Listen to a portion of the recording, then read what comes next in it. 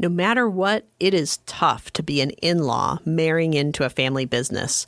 But can you imagine taking over that business from your mother-in-law? On this episode, we'll hear how one family made that transition happen and how it has started them on a track for 10x growth. Plus, Henry will get to interview a potential third-generation successor about his plans to maybe take the reins one day.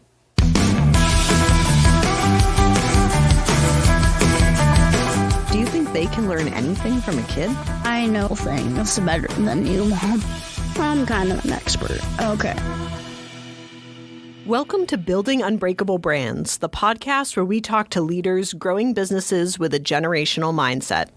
I'm Megan Lynch. I'm an advisor to family businesses and founder of 6 Point, a brand strategy agency that helps generational brands honor their past while evolving for the future. Today, we'll be talking to Avi Siegel, CEO of Vital Signs, a second-generation business that provides sign language interpretation and transcription services.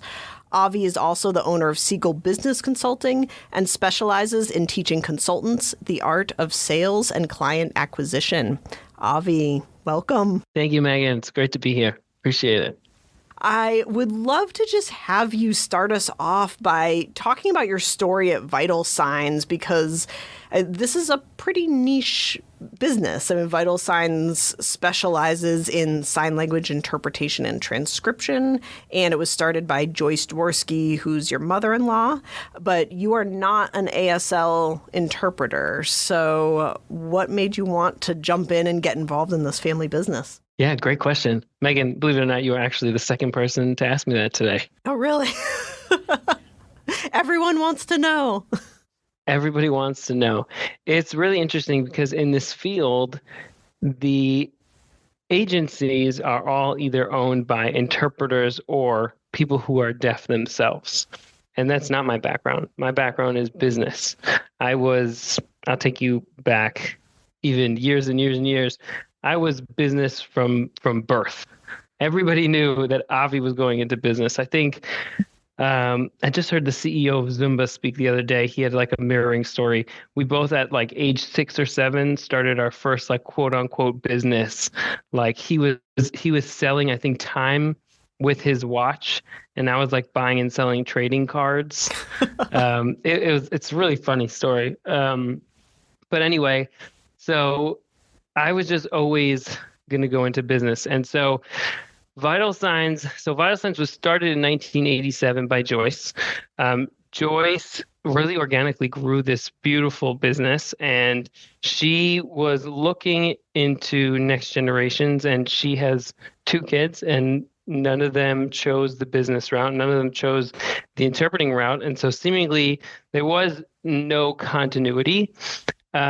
And then once I married Brina, my wife, Joyce said, "Why don't you come interview as like an administrative assistant position?" And I was like, "Okay, administrative assistant, but there's growth, right? I'll go ahead and I'll interview as the administrative assistant."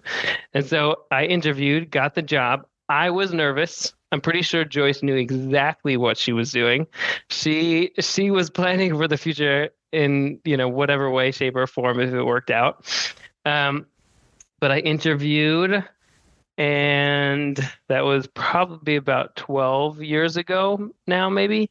And I got the job, and I basically spent the next 7 years holding every position within the company until 2019, I want to say, when I took over as CEO. Wow. So that was the whole journey. I had no deaf experience, but I did fall in love with it. I remember when I was dating Brina, we would go to different trainings and conferences and workshops, and I'm a very visual learner. So I saw this language and I was like, I got to have it. Like, that is me. Like, I got to learn that. And so I was just super drawn to it. And I just learned slowly over the years. And then even not having that experience growing up, I started to speak the language. I took classes at Gallaudet University. I placed out of ASL 1. I took ASL 2, 3, 4, And then I continue to be able to practice with my deaf friends, which is nice. Although I'm pretty sure they humor me a lot and they just lip read versus actually watching my signing. But yeah, I started doing that. And then I, to this day, actually still have a private tutor that teaches me sign language. So I feel like I need to always continue to get better at it. I won't be an interpreter. That's not my thing. And that's not my calling. That's not my profession. But I will continuously get better and better at it. So that's the long and short of it. I had no background going into it, and then had the business background, worked really well with my mother-in-law for all of these years, even to this date. We even worked out of the same office for a good couple of years, where I would go to her office and we would work together. And the joke in the family was that I was the favorite child out of me and the two blood relatives, the two actual children. But it just worked out beautifully. So is that a big way of how you built trust and legitimacy within the company, was really like holding each position within the company and learning it, and just people starting to buy in to say, oh, this guy does know what he's doing? Or what did that look like? That's a great question. I should set you up with some of my staff to interview them to find the real deepness behind that question. To me, holding all the positions helped because I wasn't just somebody at the top barking orders. Right? I didn't just take the quick route to the top. I knew what happened at every layer of the company. I wasn't always great at every layer, I should say. Like, don't put me in front of a scheduling system and ask me to schedule interpreters. It is an absolute failure. I think that's when I really figured out that I am way more the visionary type than anything else. But to get back to your question here, I think that helped me understand the landscape and understand what each person did in each role of their position. But maybe that helped build the trust and rapport. But I think really, I never looked at it like a son-in-law. Everything that I did, I was always focused on making my own path and really just putting my best forward in everything that I did. And that's the story of my whole life. Like, anytime I got involved in something, I was always just putting my best foot forward, putting all the effort in. There was no phoning it in or anything like that. And so I remember we worked with an HR company. It was CSI, Capital Services, fantastic HR company. And they did an audit and they did a 360 interview for me. And the person who was doing the interviewing, she was bringing me the results and she was like, I'm shocked. And I was like, uh-oh, what are you shocked about? And she was like, guess. And I was like, I have no idea. And she said, nobody mentioned anything about like your relationship. Oh. And I was like, oh, that's cool. Interesting. Like, I didn't think about it. I don't think like that. But I just feel like I always put my best foot forward and just worked as hard as possible. So people didn't see like a quote unquote privileged son-in-law going up to the top. Yeah. Yeah. So I just didn't, I hope that all of my employees would say the same thing, but yeah. Yeah. So, because I do think that fear of entitlement, either that there's going to be a perception of entitlement, or that even if you don't intend to, that you could sort of put that forward into the business, which would not be a healthy thing. So yeah, no, definitely. And also knowing that you didn't come from this business, this world, how did you build credibility with clients, with kind of more of the external stakeholders within the company? Yeah, it's also a very good question. I think I built that credibility as Vital Signs as a whole built that credibility. We were continuously building the credibility, I would say. So Vital Signs, we would never let an assignment go unfilled. And that was the core of us and our values. And we were always kind of true to ourselves in that sense. And so when other companies were shifting interpreters around because they could make more profit off an assignment, so let's say there was a 1-hour assignment or an 8-hour assignment, right? The 8-hour assignment is obviously way more profitable for the agency. And so we would get complaints all the time that like other agencies were switching interpreters at the last minute, and they would leave this other assignment high and dry. And we were like, I remember conversations with Ashley, our director of ops. We will never do that. No matter how much of a profit or loss or whatever it is, we're going to view each assignment as there's a person there that wants the interpreting services for equal access communication.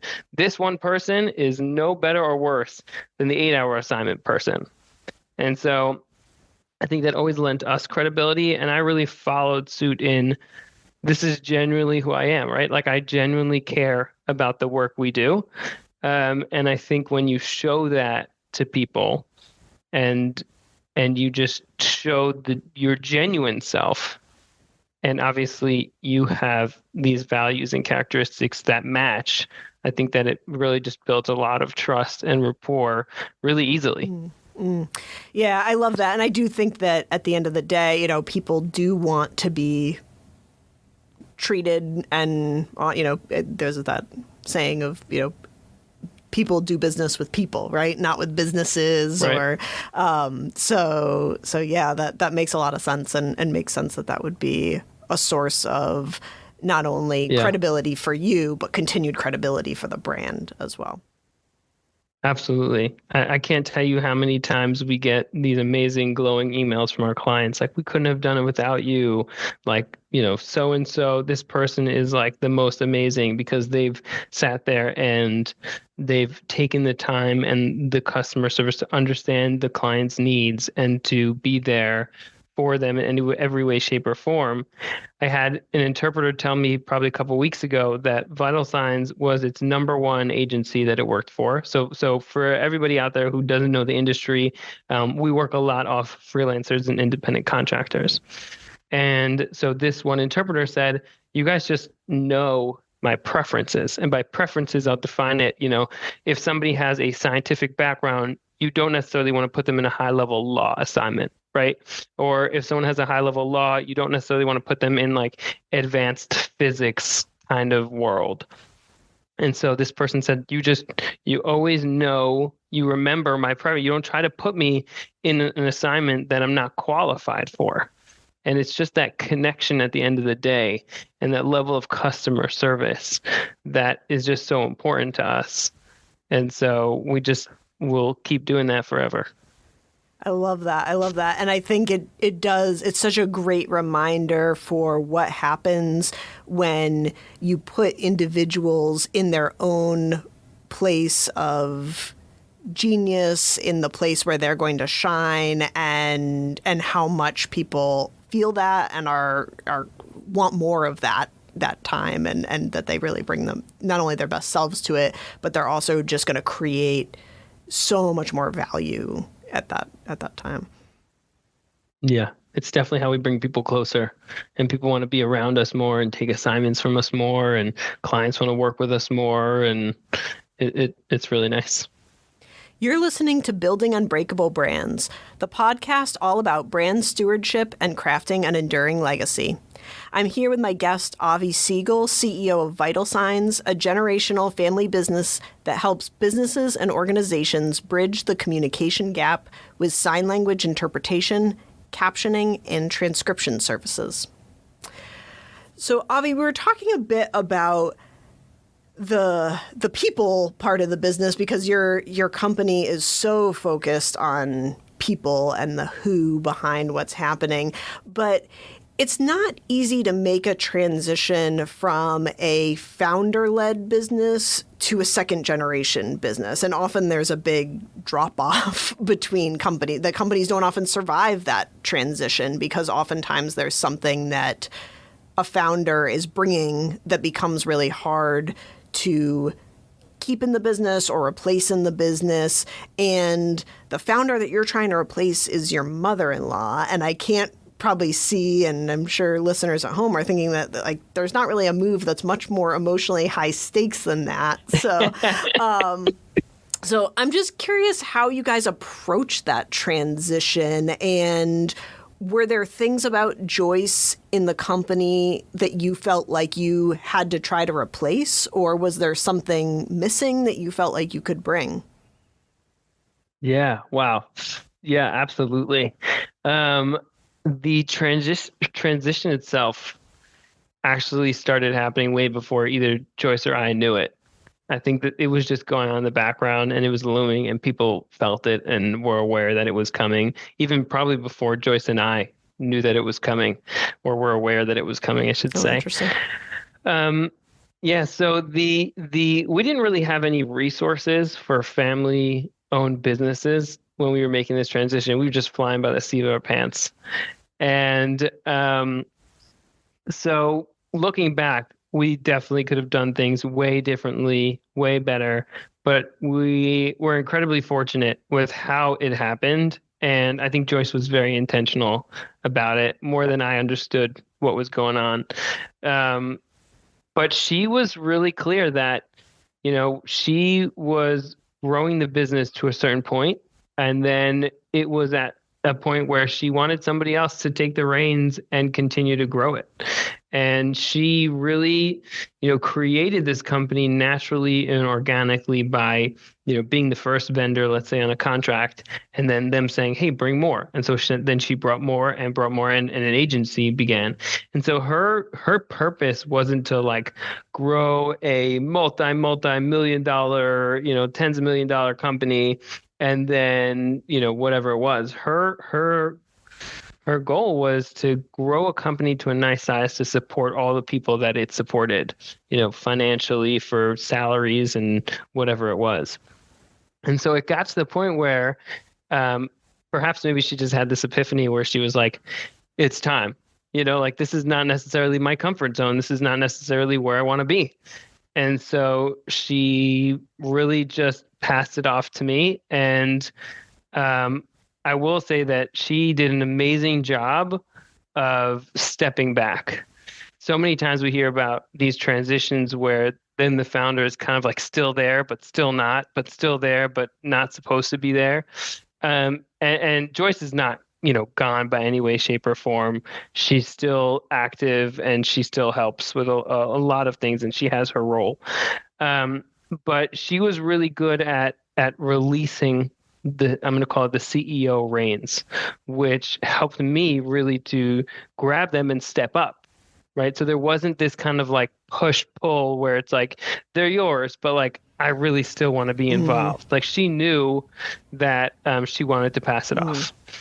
But there were a very different leadership style. And so there was a big transition. She is more of an operational, detail oriented, operator, so to speak. And I'm more of the visionary. And so there was a part where we had to figure out, okay, well, how do we make this transition smooth?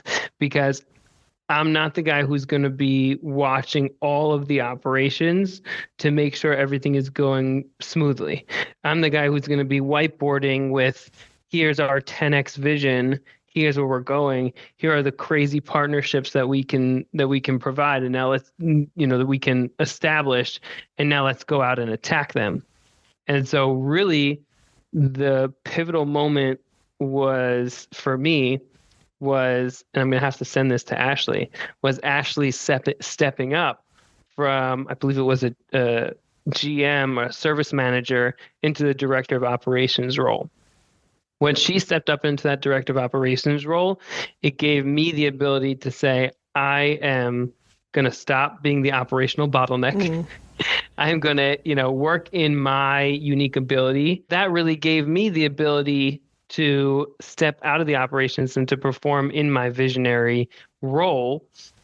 But that was the void that Joyce left, right? Like Joyce was really good at being like the COO, the head of the operations, and that was not my role. So we were able to really, bring Ashley up, and she filled that gap that, let's say, Joyce, left behind, so to speak.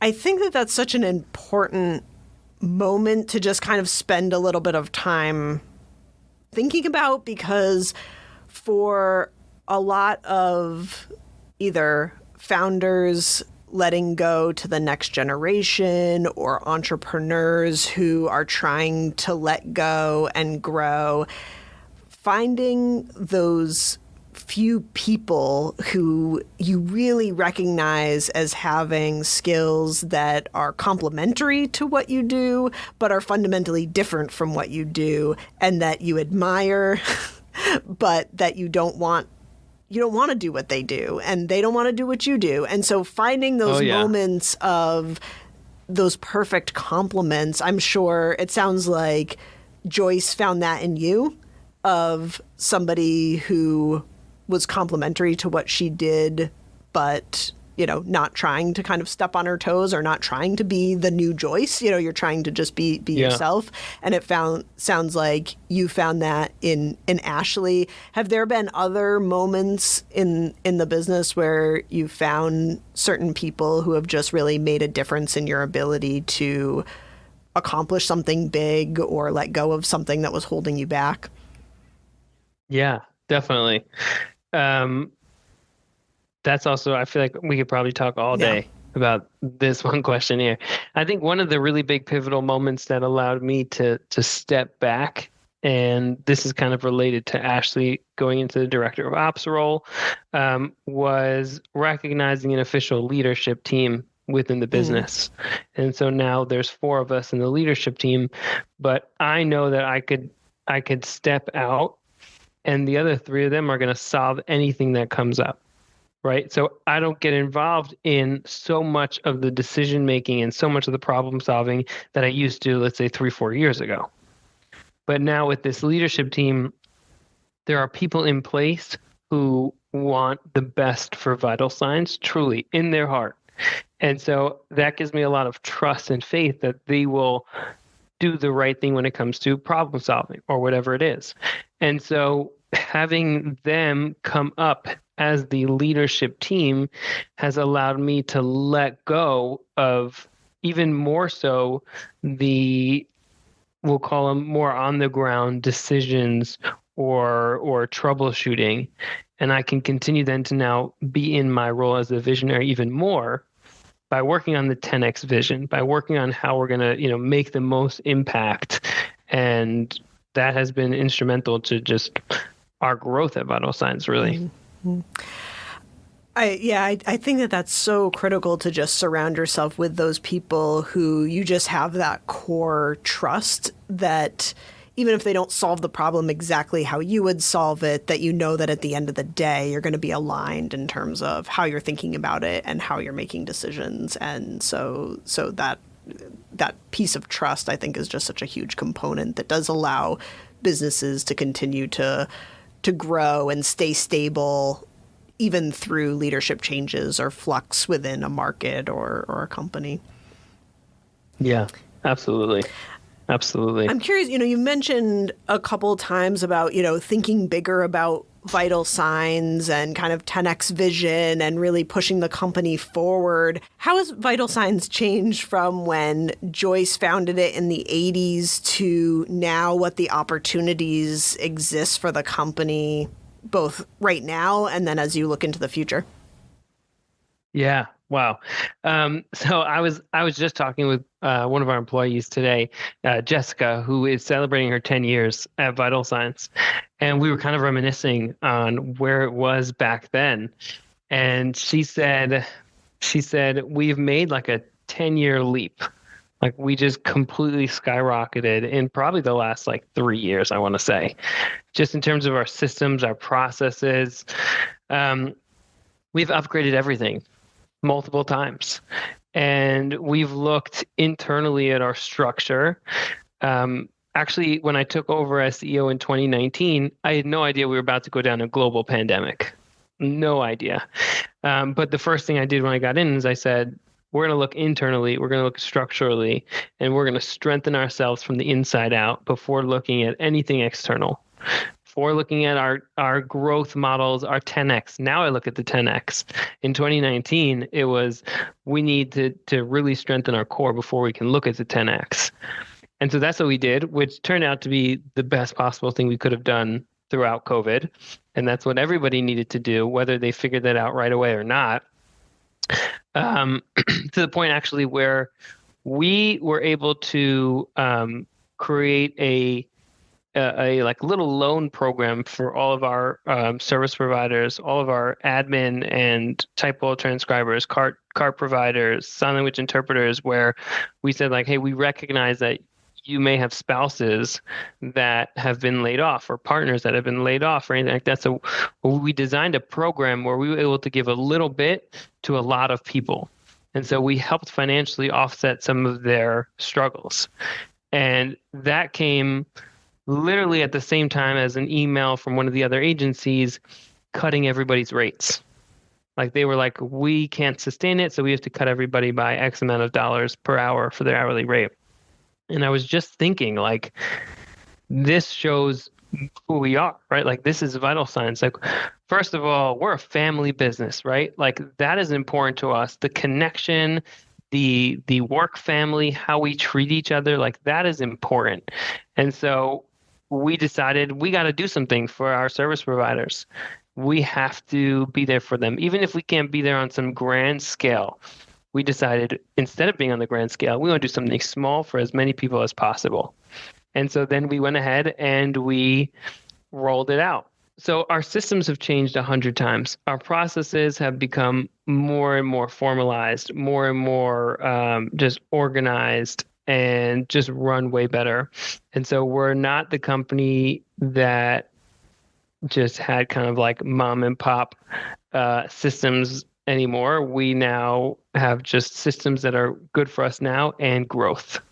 And so we're literally right now implementing a new system, scheduling system, operations system, which will allow our interpreters and transcribers easier way into the platform, accepting jobs, invoicing, all of that, and at the same time allow our clients an easier way to go in and seamlessly request assignment, request interpreters, request transcribers, and so we're just pivoting into this new system, which will be with us for as long as it serves us, and then we'll move to the next thing that will serve us better. So we have that, and then we're also looking at creating an internship apprenticeship program. And so for all those, again, who are not necessarily experts in the industry of interpreting and transcribing, COVID hit, and everybody all of a sudden knew about accessibility. Everybody wanted sign language interpreters, and so the demand skyrocketed. But the supply of service providers did not skyrocket at that same level. And so we began to see this huge gap spread of increased demand and not enough supply to handle the demand. And so one of the things that we're doing is we're in our plans for later in 2024, we're going to create an internship apprenticeship program. And that'll help to bridge that gap in the industry itself. So we're looking at like even on the micro level, and maybe this is a micro for some people, but on the micro level of how we can serve our clients better, how we can serve our service providers better, a new system we can bring in. We're looking at the industry as a whole. How do we help solve a problem of the industry itself? And then at the same time, we're also bringing on new service offerings. We just brought on a new service that is an on-demand service. And so within 10 to 15 seconds, you can pull up a sign language interpreter. And that it's amazing. The technology is amazing. And that really came to us because we had all of these small and mid-sized businesses saying, hey, we don't have a connection to deaf. We don't have any deaf employees. We don't necessarily do this big blast of accessibility, but we also understand that there are ADA laws. And if anybody comes to our doorstep and tries to communicate with us and can't, that puts us at a huge risk of a lawsuit. And these lawsuits could be hundreds of thousands of dollars. And so what we did was we created this new service of an on-demand service. It's a membership model service where you can have access to the system, and if you ever need it, within 10 to 15 seconds, you've got your interpreter. And so now there's all the risk mitigation is there, and if there's no risk for an ADA lawsuit when it comes to someone who's deaf and hard of hearing anymore. So that was just a way we listened to the customers, heard what they were saying, and created a new line of service. So there's a ton of expansion on the horizon, and we're just we've brought in a couple new staff members this year, and we're looking forward to 2024 and 2034, because that's my 10x 10-year brain right there. Love it. Love it. I think that there's a lot of good things here to just kind of unpack a little bit. So one thing that I hear you saying, and this is, I just want to call attention to it because it's something that I hear the opposite of a lot, is people talking about pressures within their industry as problems that they can't solve. So, if they're in healthcare, if they're in construction, and they talk about labor shortages or issues getting, trained workforce or having enough people with the right skills, I hear you having those same problems and pressures, but actually looking at it as an opportunity for business innovation and growth, of saying, well, we don't have a magic wand, we can't change the market, but what could we do from our sphere of influence to start to put together a training, if the industry problem is labor shortage, how do we become part of the solution? How do we put together training? How do we create an internship program? How do we create the people who we need? And I just love that mindset. When we go back to what separates a generational mindset or a generational business, it's having the ability to kind of step back and see some of those long tail problems. And it's not that you need to completely solve it, but you at least need a sense of agency of, I can influence this. This isn't something that I have to just live with. And so, I love hearing that from you. And I love hearing how you've done that in small ways, in terms of like helping your team and your contractors through COVID, and then in big ways like this internship program. I think that's super exciting. Yeah, I think the difference for me, and I'll only speak for myself and I'll only speak for my industry, is that if you want to be the best in the entire world at what you do, you need to be looking at those problems. When we were smaller and not thinking at that level of scale, we weren't thinking about it. We were quote unquote victims, right? Like, I'm sorry, there's no interpreter for today. Whatever. I mean, that would never happen to us. But like, that's what people were saying, right? Like, they just had no control over it. But we're going to be the best in the entire world at sign language interpreting and transcribing. And there's no doubt. And we're already probably one of the best, if not the best, here in our area, in this region. And so we're not looking at one assignment at a time anymore.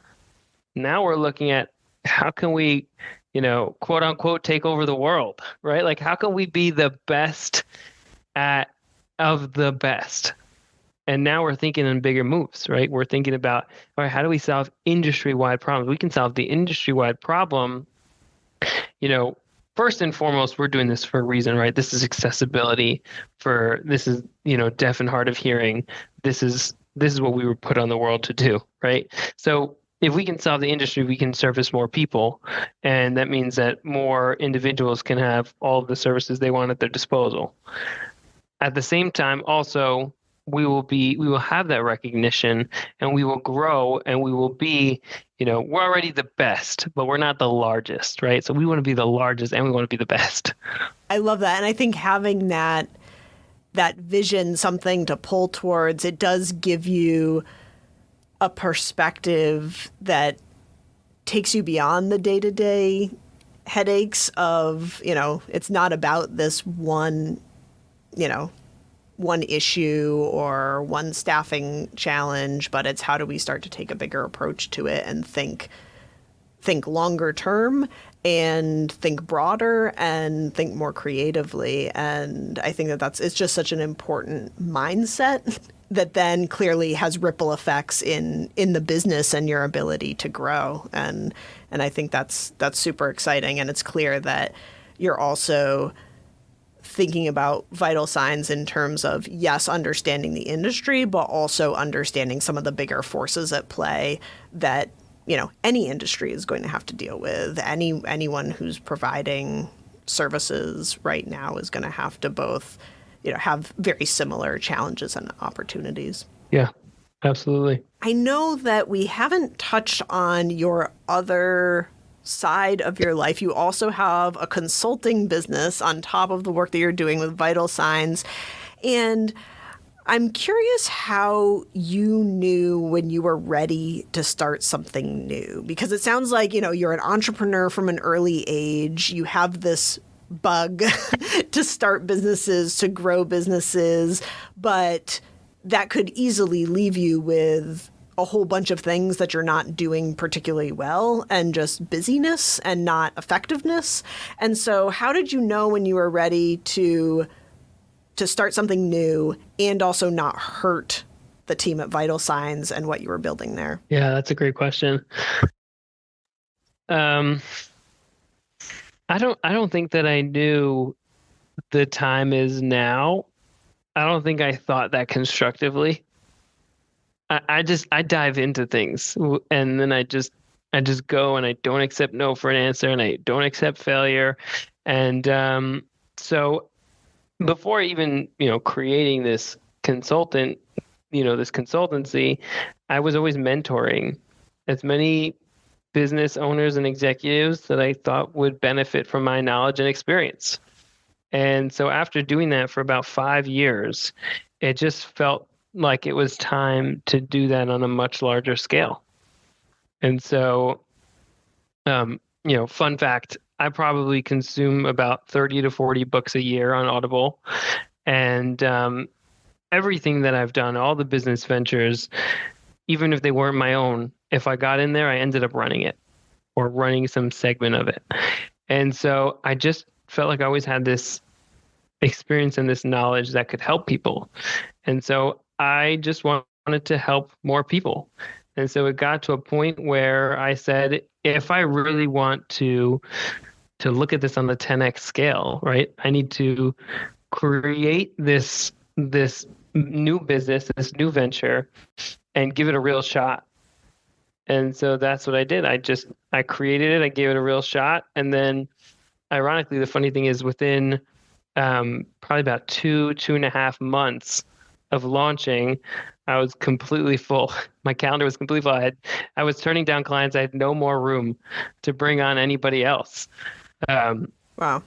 And that's kind of how I decided, okay, client acquisition, that is a sweet spot. And I need to now teach that to other consultants so that they can do and build and, just build what I built. And, I saw this need, these consultants that they were either taking one of three paths, I'll say. Either they decided, they wanted to go out on their own. Let's say they were a marketer, right? They were a CMO, or let's say they were a director of marketing at some really high level corporate company. And they decided, I want to go out on my own. They went out on their own, and either they couldn't figure out how to do client acquisition. They went right back to W-2, or they figured it out at some mid-level range, which wasn't really satisfying their income levels. It wasn't really making them happy. Or they figured out the client acquisition and they created an amazing consultancy. And then they can go ahead and bring in some of their children. Some of my clients are bringing in their kids and showing them the beauty of business, which is like a double whammy, right? Like, I'm getting to teach people how to create really good livings for themselves and for their family. And for a lot of them, it's financial freedom and generational wealth. Yeah, I love that. And I think that is a great segue to our last segment, because we are going to give that very thing a test here on building unbreakable brands. This is the podcast for leaders with a generational mindset. And I'm here with Avi Siegel, who's both an entrepreneur and business coach for consultants. And in our last segment, we are going to turn the mic over to this next generation. My 8-year-old son, Henry, is going to interview your son, Pace, who's also in 2nd grade, so we can hear what's on their minds. So I guess we just turn it over to them and see what happens. See how it goes. Fingers crossed.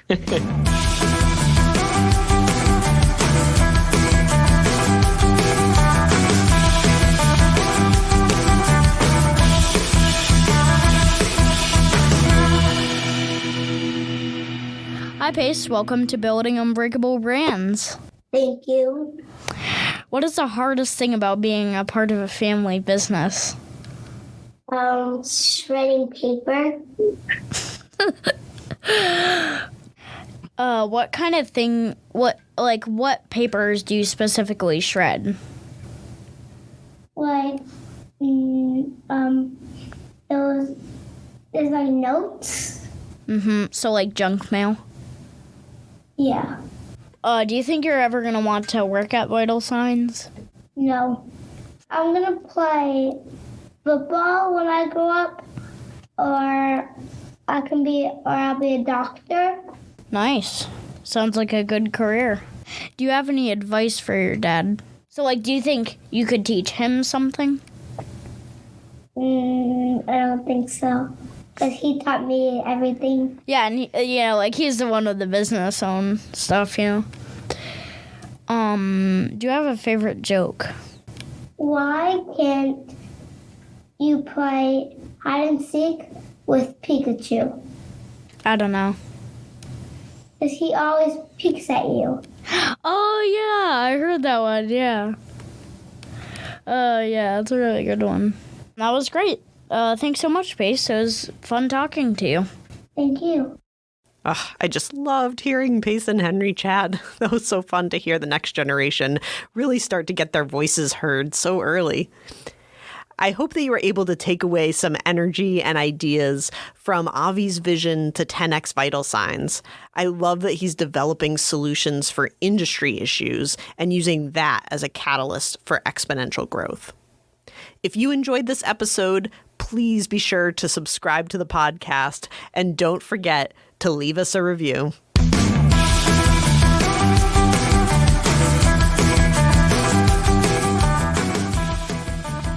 Thank you for listening to Building Unbreakable Brands, or BUB as we like to call it.